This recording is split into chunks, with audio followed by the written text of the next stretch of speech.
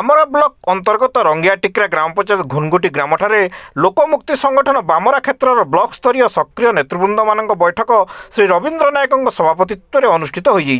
बैठक में लोकमुक्ति संगठन केंद्रीय संपादक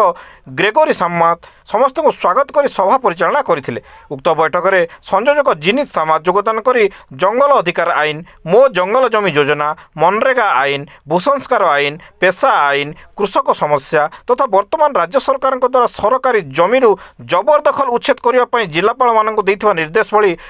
प्रभृति विषय उपरे आलोचना करने सह मुख्यमंत्री को 2024-25 मसीहार बजेट प्रस्तुति पर लोकमुक्ति संगठन पक्षर मतामत प्रदान भली विभिन्न विषय उपर चर्चा आलोचना करा जायथिला। एहा सह उक्त सभारे लोकमुक्ति संगठन तरफ आसंता 9 अगस्ट दिन विश्व आदिवासी दिवस उपलक्षे राष्ट्रीय जनसंगठन मानक समन्वय NAPM ओडिशा शाखा पक्षर रायगढ़ ठारे आयोजन करा जाउथबा आदिवासी मानक राज्य स्तरीय समावेश रे एक सदस्य संगठन भाव सामिल होगा पर निष्पत्ति निया जायछि। बैठक में लोकमुक्ति संगठन कोषाध्यक्ष फुलदेव सामाद, उमलान तपनो, अनुक डुंगडुंग, रमणीकांत भोई, क्षीरोचंद्र नायक, टिकेश्वर नायक, क्षीरोद पांडे, सीमा पार्ला, बिलचुस सामाद प्रमुख समेत अन्यान्य सक्रिय नेतृवृंद माने योगदान करी निज निजर सुचिंतित मतामत प्रदान करि।